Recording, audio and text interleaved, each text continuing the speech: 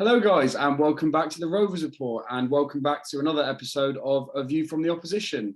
Today, I'm joined by my good friend Robbie, who's also a Shrewsbury fan, and we're going to be previewing this Saturday's fixture between Bristol Rovers and Shrewsbury. So, first of all, Robbie, how you doing, mate? And you feeling confident about this weekend?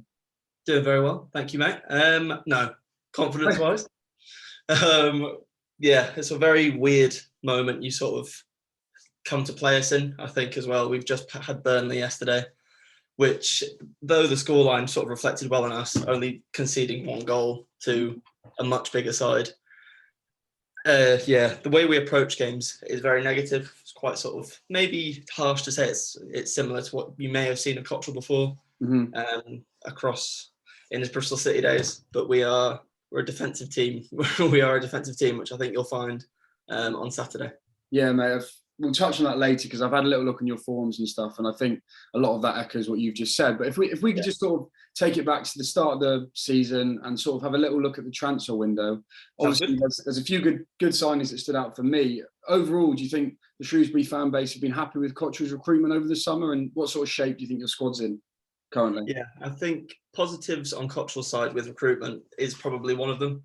I think with our background and where we're based, we do struggle to attract maybe players that are not household names because we're at the level we're at, but players that I think other clubs would like to sign. And I think we missed out on a lot of players last season. One that comes to mind, Jack Watmouth from Wigan. I think we were very close to getting him across the line. And then Wigan swooped him and took him, obviously, because Wigan are a much bigger club.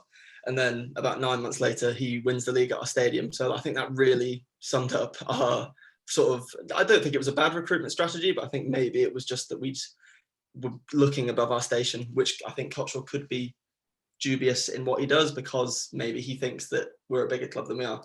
But come to this summer. Yeah. And we've got the likes of Che Dunkley, which I think was probably the standout, I think, sort of across the leagues when he signed. Obviously, a bit of an injury record, hasn't had the best sort of last season. And when he joined the club, that was sort of the big deals. And players like Shipley from Coventry, Tom Bayliss from Preston, big names from big clubs, I think, with sort of some grounding at this level, which is something that we've cried out for quite a few years. So, yeah, I think recruitment is what Cottrell has really worked hard on. I think convincing players to come to Shropshire, to come to a town that maybe isn't really that attractive for younger footballers that probably would like to be in a place like Bristol or a place like Birmingham or a city. So recruitment-wise, yes, the names are there. Yeah. I remember looking over this sort of window, and some of your signings definitely stood out. I think Rovers were sort of in for Che Dunkley. That's obviously a great sign. You know, you got Shipley. And I think you just sort of mentioned it there. Obviously, I think probably you more so than Rovers, but I think we're both sort of in this category of we're not quite a big club in League One, but you're definitely an established League One club. And with that in mind, what were the sort of expectations going into the season? You know, you obviously last season was a bit disappointing. Was there optimism going into the season? Yeah, I think there's always, well, as you say, we are established. I think this is our 10th season in League One now. But the problem I find, I think, sort of looking over doing this video, was that yes, we are established in 10 years in League One. For a club of our size, as much as we want to preach about it, is great. Yeah. But we had the playoff final run, sort of to the latter end of 20. You had to get it in there, didn't you, mate? Yeah, got to get it in. What a moment! But yeah, that was obviously it was our highest finish, highest point count to not go up in League One, just to get that in.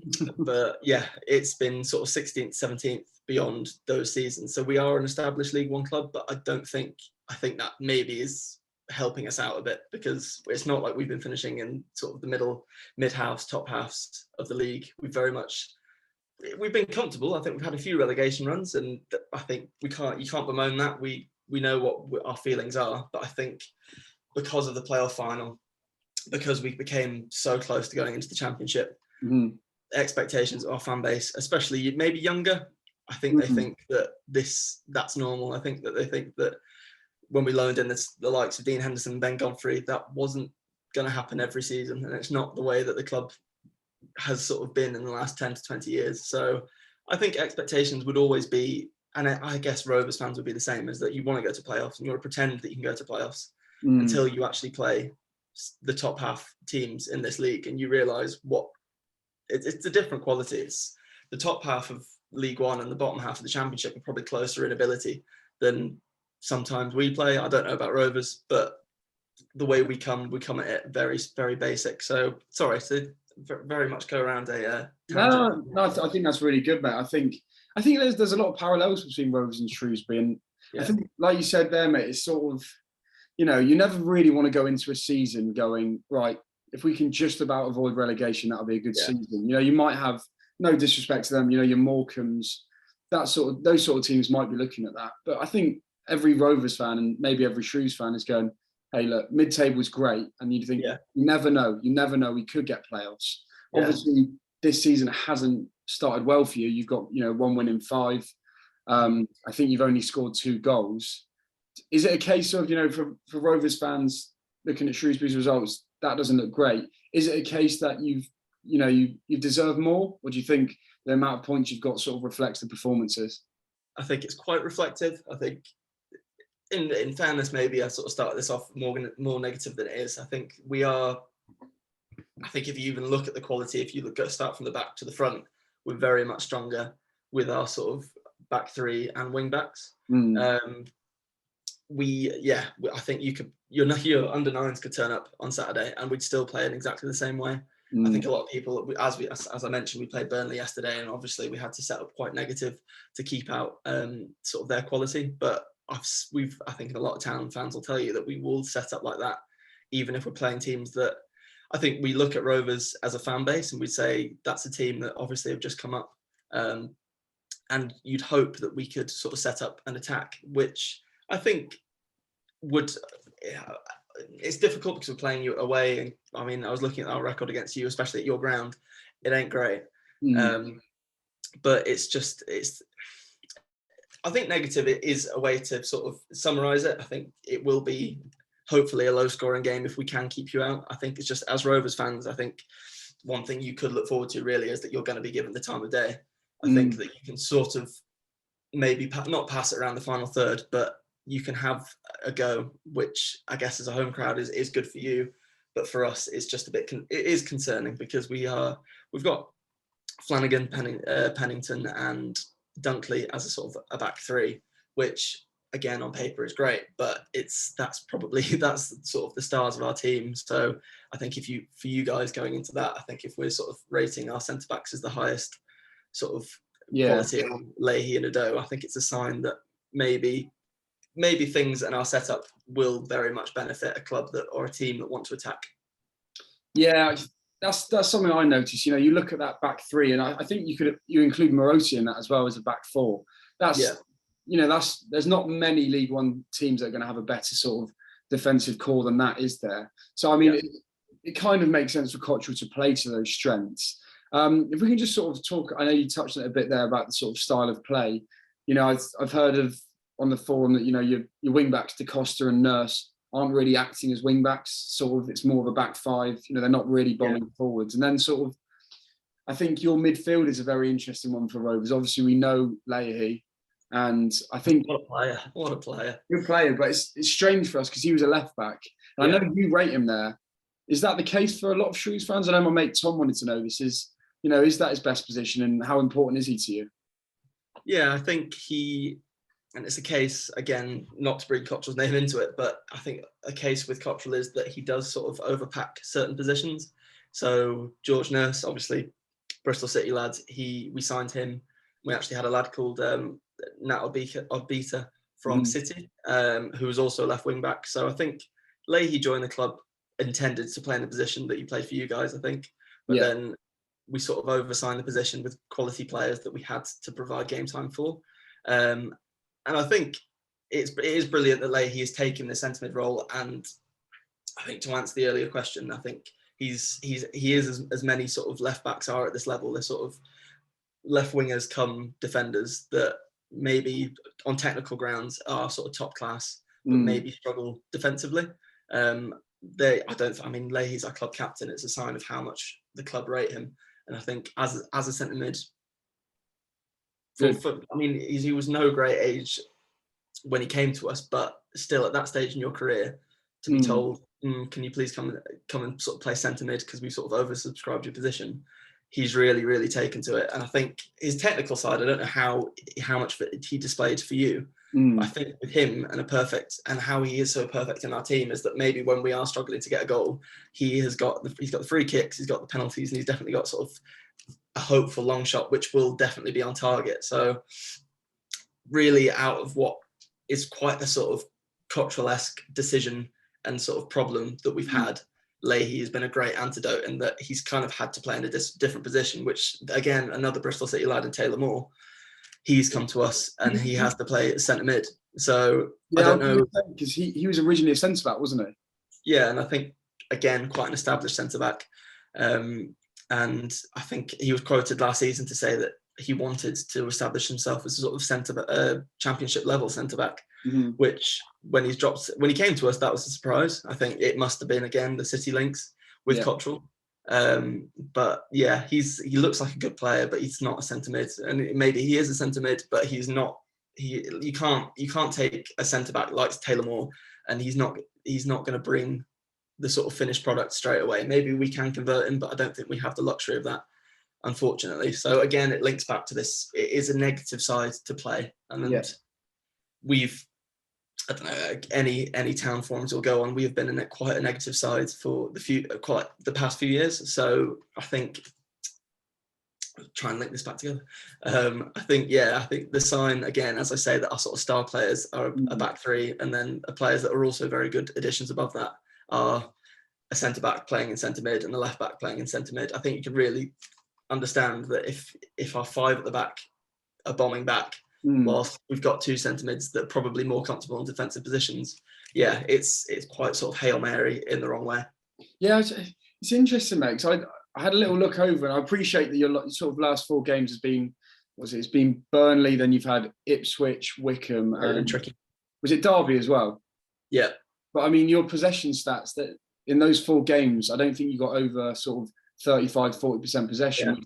Don't get me wrong, a lot of teams can do that and make it effective. But, you know, I think, as a lot of your fans have said, and as you've said, it's frustrating, isn't it? Because, you know, it's not an entertaining style of football, and that's fine if you're getting the results. But if you're playing that style of football and you're losing, I mean, very quickly your attendances will drop, and the sort of morale around the team is going to go down. You've obviously pointed out your strengths there. You know, it's clearly within your defensive unit, and that seems to have been quite a consistent selection throughout this season already. I've noticed that obviously Leahy keeps his place. He tends to, but then there's been a bit of movement between sort of Bayliss has come in and he's played more advanced role, and then he's dropped back into midfield. And there's also been a bit of rotation between Bowman and Daniel Ado. So do you think Cottrell's still trying to sort of figure that out? And do you think he's found what he's sort of his best team yet? Or I think he knows his best team. I think it's been a case of there's been a little, especially up top, a bit of injury trouble. I think we brought in Aidan O'Brien from Pompey, which I think, from my own memory, I think he's played sort of competitively a few minutes against Morecambe at the end, where he, to be honest, he looked a lot brighter than the performance that Bowman put in that day. But I think injuries is difficult. I think we've had, obviously, O'Brien and Udo have had injury struggles, and Bowman had his heart operation after sort of collapsing on the pitch last year. Yeah. So it's not. I think they are three quality attackers that we've invested quite nicely in. Maybe that is again probably why that we're a bit dejected on sort of what we're offering going forward.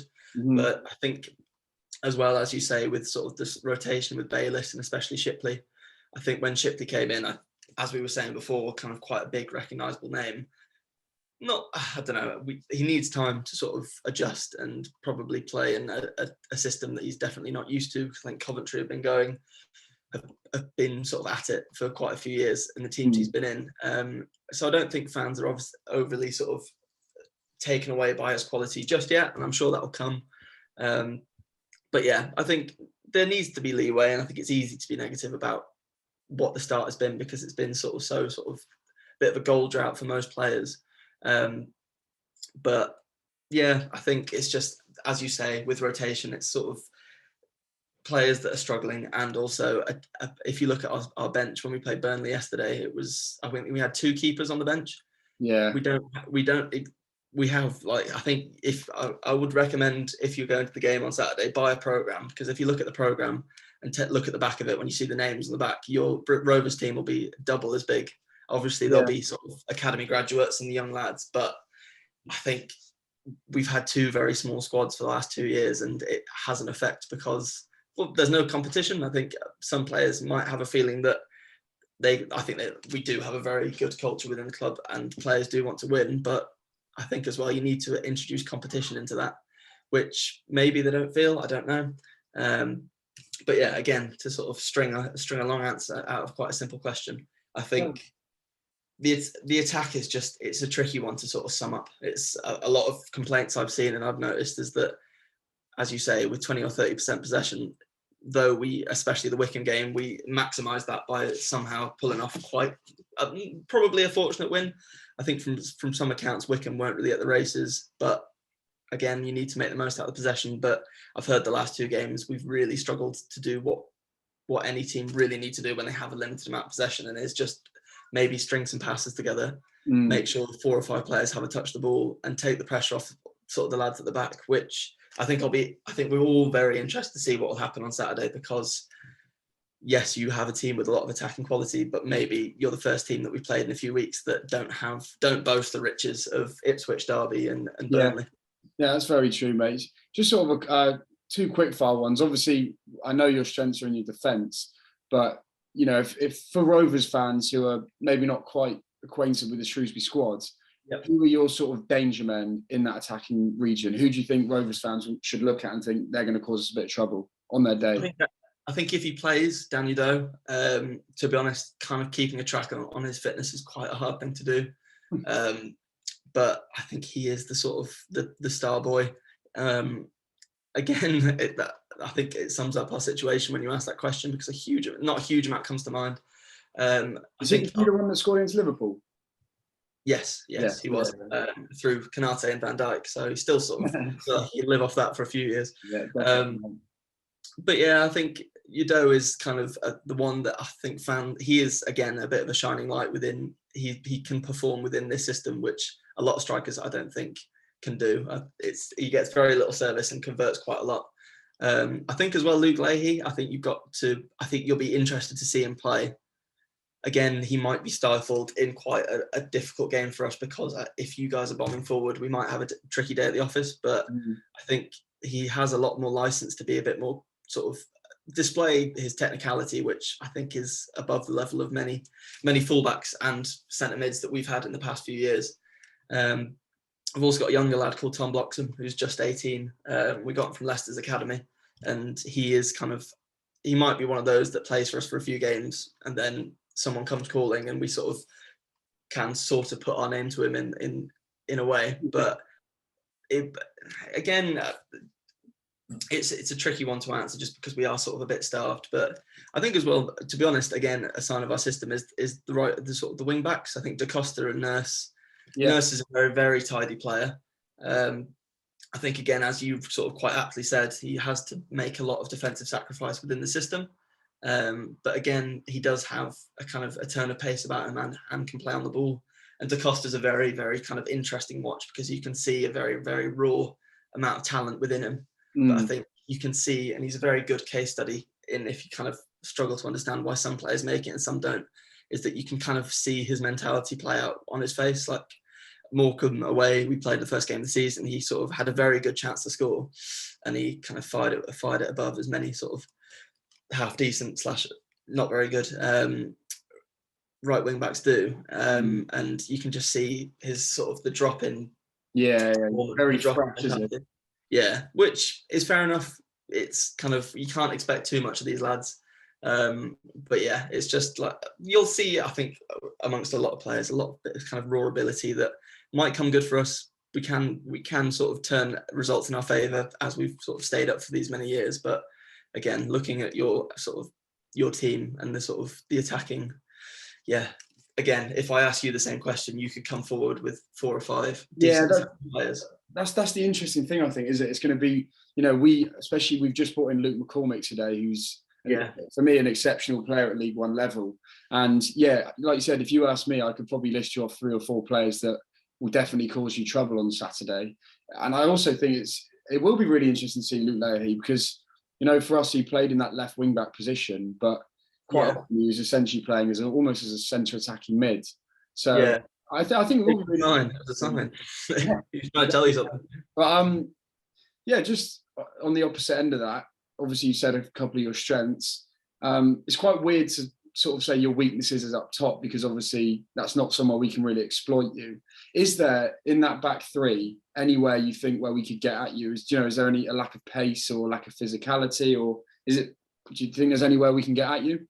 I think again I think it's kind of the strongest aspect of our team, but I think from what I've seen and it being limited because it's quite early in the season, Tom Flanagan, who is a fantastic centre-back, and again a player that we signed off a Sunderland side that then went up the January stint afterwards. So again, another player that you sort of look at and think, why on earth have you come to town? He, again, very accomplished, very good centre-back, but again, he's been forced on sort of to the left centre-back side. So I would suggest that, considering we're sort of pinging the ball, either three centre-backs are probably going to be sort of lumping it forward, maybe trying to exploit his left side. I always see as a little bit of a weakness because he's not left-footed. And again, it's frustrating because you have someone like Taylor Moore who is kind of a bit more technically sound and would probably fit in quite nicely at that left centre-back role. But again, when you're sort of overstocked in certain positions, what can you do? So I think maybe defensively target him on the left side. Da Costa, again, raw talent. He might turn up and have an absolute blinder, or he might turn up and sort of be a bit shaky. Again, you have with these players that sort of are still sort of trying to work out the system and the league. But yeah, I can't imagine it's going to be a game where you might, I mean, I can say what I want. You might win 5-0, but no, I think I know what you mean. But I think it's a weird one, isn't it? It's sort of a great attack versus a great defence, and then alternatively, I wouldn't call our defence poor, but it's not. We're still trying to work out what back four we're playing. So obviously your attack is quite toothless at the minute. Sorry, carry on, mate. I was just going to say, I think for a team like yourselves, I think it's especially within League One where we are sort of so alike and that we're sort of scrapping for any point to just hope that when it comes around to sort of the crunch time, we're not in trouble. I think maybe it's going to be odd for your attackers that you will be given the keys in some regard. I think we will sit off you a little bit. And I mean, I only based that off what we've done in the sort of these first few games. I think maybe after the Burnley game, we might turn around and think, right, we've played the hard teams here. We've sat back. Please, can we kind of go and have a go at them? Because, I mean, I don't know, Cottrell isn't in any sort of danger of losing his job or getting the sack, but there is kind of an apathy around the club in that we've had sort of previous managers that haven't had any interest in attacking. Have had an interest in having these three centre-backs and two wing-backs, which is a system that works for many, but you have to sort of the limited amount of lads that you have up top, you have to be doing something with them.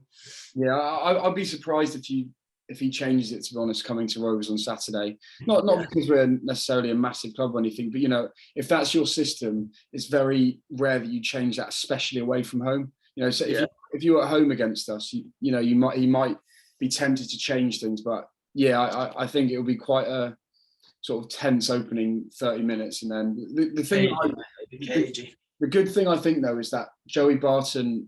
I was just speaking to a Morecambe fan actually, and it's similar to, no disrespect to Shrewsbury or Morecambe, because we're in that bracket as well, and I'm sure you'd probably feel the same. As these home games against teams in and around you, you have to win. Yeah. So I think if it gets to 30 minutes and we're it's 0-0, Joey Barton's not going to settle for that. So at least in that respect, it should make for an entertaining sort of final 20-25 minutes. I think you're completely right, man. I think just from the outset of the game, I think just because we don't have the strongest record at yours. I think from memory, the last time we won would have been the playoff season. I think Rodman scored, weirdly. That's twice. Number 23, Alex Rodman. But yeah, I think that again, it is going to be cagey. It's going to be one of those games where I think if we've got 25 minutes left on the clock and we're still drawing, I think the gaffer and the players will be looking at and thinking, right, let's sort of let's get out of get it. a point here. Let's get a point. Whereas I don't think that's really Barton's.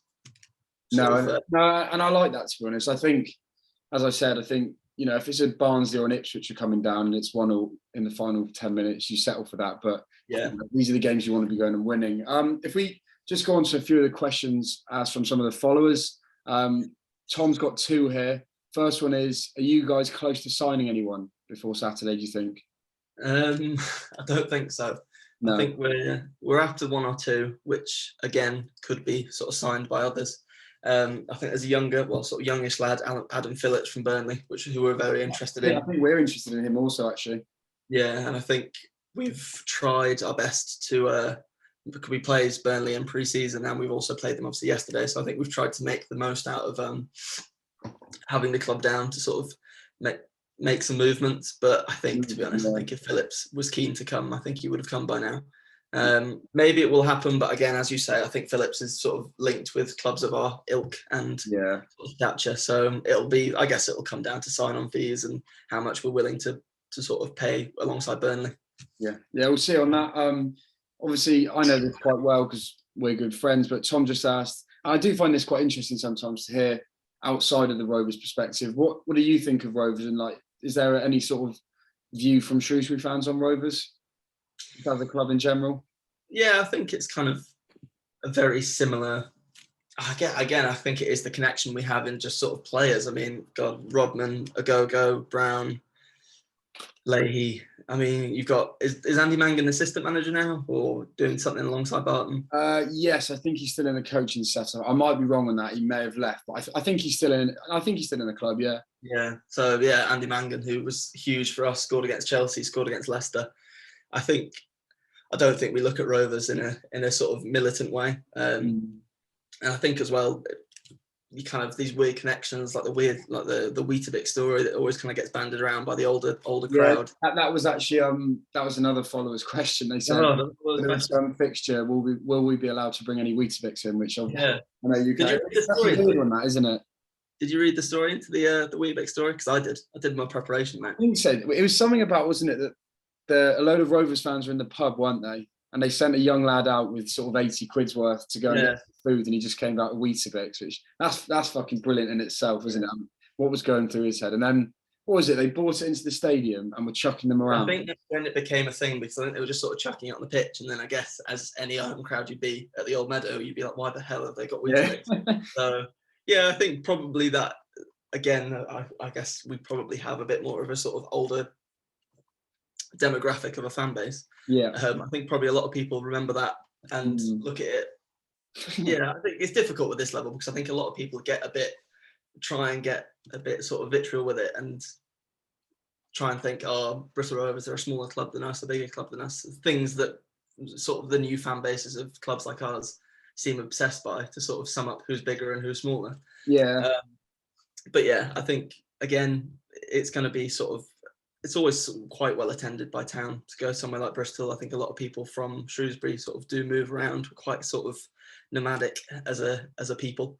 So I think it's just quite nice. Like, again, I wish I could say something like... No, mate, it's exactly the same for us, I think. Well, certainly how I feel is, you know, the most connections we have are sort of from the players. And there's one player that I cannot believe you forgot, which... Big Steph. Yeah, Stephen Payne, mate. The man who shouldn't be named, but yeah, no, that's the thing, isn't it? 5 plus 4. What was it, Mr. 50-50? He called himself when he arrived. Shocking. Well, maybe that's why I feel like you really took the danger man away. Yeah, I think you signed him from us, didn't you? Yes, I believe so, and I think he's plying his trade now, I think, in National League South. So I think that sort of speaks to his talent, doesn't it? This one for you, mate. You were rattled by him. Rattled. Yeah, we were rattled, mate. But there's actually a good. We played Blackpool or something, and the fans really turned on him years ago. And he scored his first goal in probably 4 months. The first thing he did when he scored the goal was shush Shrewsbury fans. What a fella! Yeah, I think he's middle fingered us. I remember going to Barnsley a couple of seasons back, and I think we got hammered. He's getting booed off, and he middle fingered the Rovers fans. Never good, is it? You've had your shout about the playoffs. One of the other comments on this, I don't know if you were there, was how confident were you? of promotion after going 1-0 up in that 2007 playoff game? I wasn't there, unfortunately, but probably wasn't even too young. But we did. It's quite lucky for you guys in that we don't. I think the Rovers one we don't really remember as well, because we played Gillingham in a very. I must be remembering this correctly, but we played Gillingham sort of soon after in the League Two playoff final, and they were a team that season that we beat. I think it was about 8-0 at home, and then somehow we went around to lose to them. So I think, I mean, I'm sure there will be bitter memories, but we are so unsuccessful at Wembley. I think we're nothing special then, are we? Yeah, I mean, we've never. I think we've played. God, I think since '96 and against Rotherham, we've just always lost. So yeah, I think compared to what we think of Rotherham after the last playoff final, third mention, that's a I think we'll get away with it. I think we'll get away with it. All right, perfect, mate. Just one final question for you. What's your prediction for the weekend? I'd love if I just I'll go win 8-0. I think it's going to be a good sort of 20-30 minutes to you lads trying to work us out. I think maybe we'll be a little bit more canny than you. I think with sort of some of the negatives that I've said about, well, not negatives, but maybe sort of downsides in if you enjoy watching attacking football. I think Cottrell has obviously a bucket load of experience compared to Barton. And I think we have as much chance of winning as the last sort of 6 or 7 games we played, and I'm still very confident in us because we are a good team. But again, I think maybe just expect that it's not exactly going to be a win where you think, Christ, they are 10 times better than us. I think if we do win, I think most Rovers fans will come away and think, how the hell have they won that? Yeah. Sort of, we're a bit of a scrappy sort of hit and hope team, but again, I think we're quite clever. Look at Wickham. I mean, again, I know they've had a bad start to the season, but it's still very good. Squad, isn't it? Club of our size to turn up and saying that Wickham aren't no size, but I know what you mean. Yeah, again, I think it's a really, really hard one to predict. I think maybe before the Burnley and Ipswich game where we were quite poor, I probably would have chatted a bit more shite about how good we are. So maybe this seems a lot more negative than it should be, but I think it's been balanced, mate. If it's a goal, then I'll press you for a scoreline. Give it to me now, straight away. What are you thinking? 2-1 Town win. 2-1 Town win. Late score or not? Oh, absolute belter. Yeah. He's scoring both of them, mate. He's scoring both. Yeah, I think I'll go for I think I'll go 1-1. I want to be more optimistic, but I just think with your defence, I think it'll be hard to get any more than that. But I just want to say, mate, thank you very much for coming on. It's been great time with you. Is there anything you want to plug, your Twitter, or are you just fine leaving it there, mate? Absolutely not, mate. I'm good. All right, that's perfect, mate. Appreciate you coming on, and I'll catch you later. Cheers, mate. Yeah, mate.